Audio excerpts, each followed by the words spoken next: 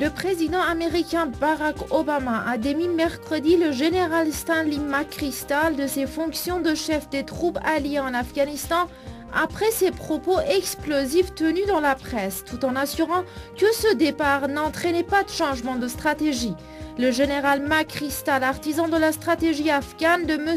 Obama, sera remplacé par le général David Petraeus, un soldat très expérimenté actuellement commandant des forces américaines en Irak et en Afghanistan. Il s'agit d'un changement d'homme mais pas de politique, a souligné M.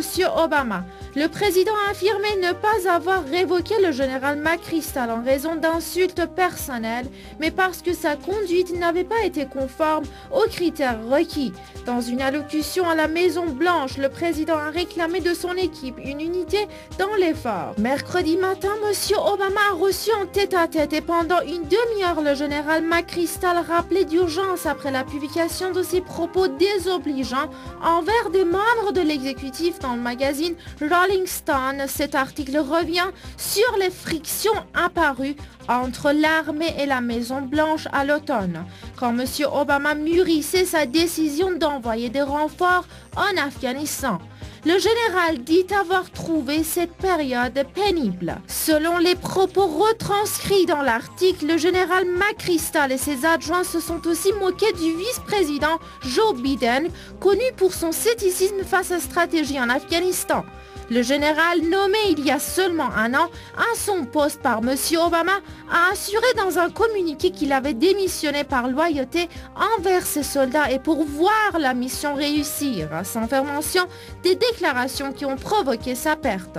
Le président afghan Hamid Karzai, qui avait manifesté son soutien mardi au général, respecte la décision de M. Obama, a annoncé son porte-parole saluant en David Petraeus, un général expérimenté.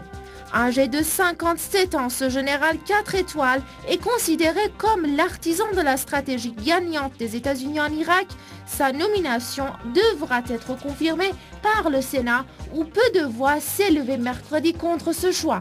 Pour le sénateur démocrate John Kerry, le choix du général Petraeus apporte non seulement une continuité philosophique, mais aussi des compétences diplomatiques éprouvées. En attendant une confirmation qui pourrait intervenir la semaine prochaine, le général britannique Nick Parker assurera l'intérim.